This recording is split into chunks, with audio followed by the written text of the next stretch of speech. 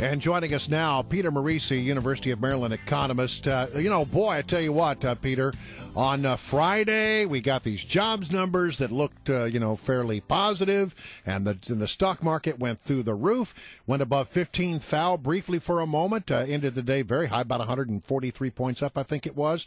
Well, I guess all our problems are over. It's all better now. Well, it would be nice if that were the case.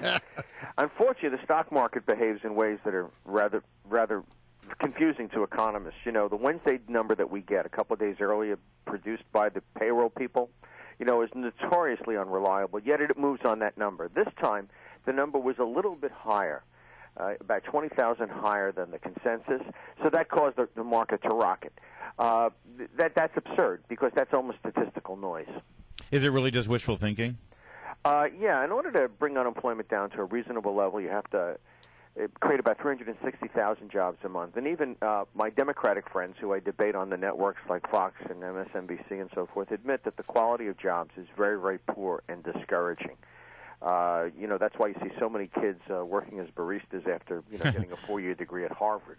But Peter Morici, isn't this kind of the new normal? I mean, it's shocking to me, but I actually see people sort of not expecting things to get back to the robust kind of growth that we've seen in the past in America. I think people sort of feel like this is sort of what we should expect. Well, Chris Van Hollen and his pals in the Senate and the president would like you to believe that not only is it the new normal, but we have to accept it, that this is the best we can do.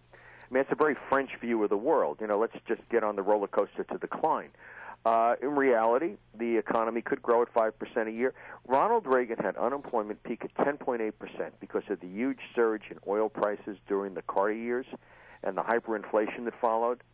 And at this point in his economic recovery, Volcker got the inflation down. And at this point in the economic recovery, the economy was growing at 5.3%, 150% more than what Mr. Obama is accomplishing. We should be doing better. This may be the new normal, but it's only because it's imposed on us by anti-growth policies from Washington. Well, but when you look at the stock market, again, coming back to that, the earnings are up. And revenue is pretty good, so businesses are doing okay, but that hasn't translated into new jobs.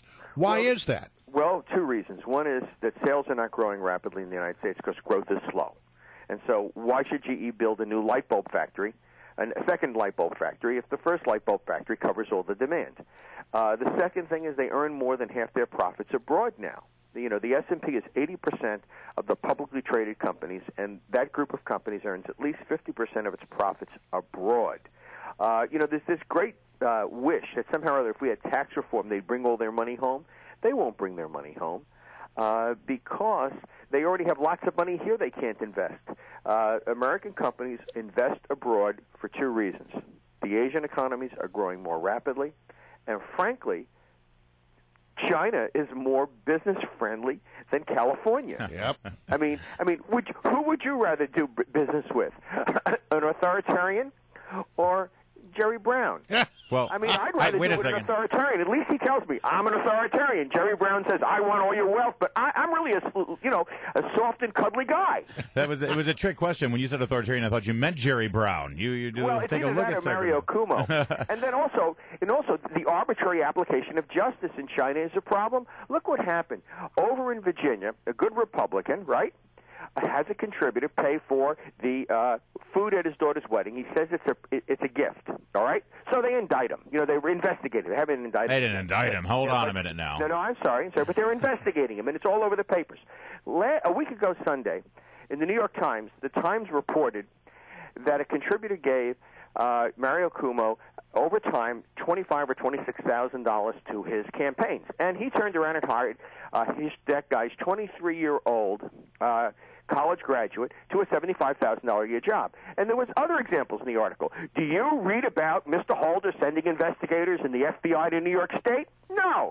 I mean, the law is being applied by this administration about as even-handedly as it is in China. But at least in China, you know what the deal is.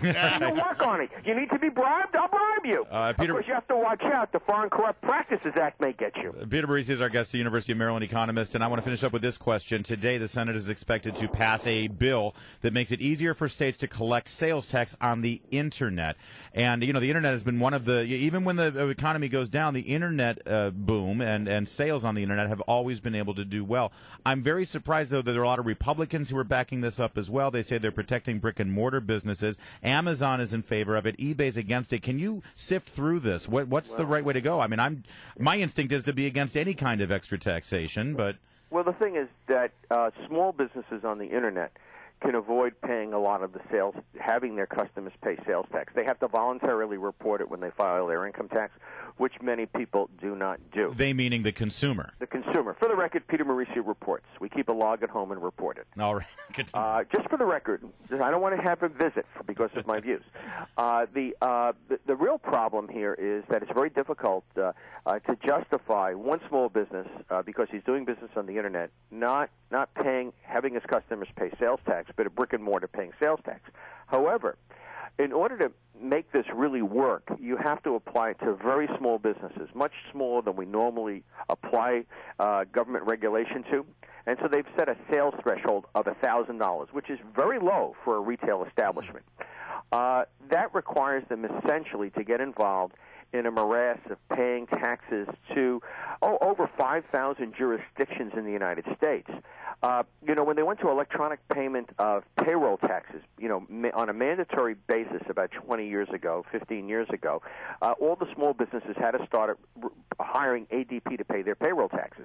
And let me tell you something. I have a small business, and dealing with ADP is a bloody nightmare. They should get out of the business of forecasting jobless numbers and just do their job. That would be many multiples difficult using computer programs to pay all these taxes, because all these little jurisdictions have different rates and different exclusions and so forth, and it's going to be just an absolute nightmare.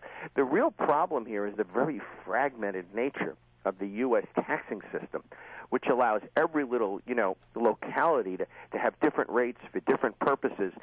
You can't have that if you're going to have a globalized marketplace, which we now have. All right, Peter Morici, thanks for shedding some light on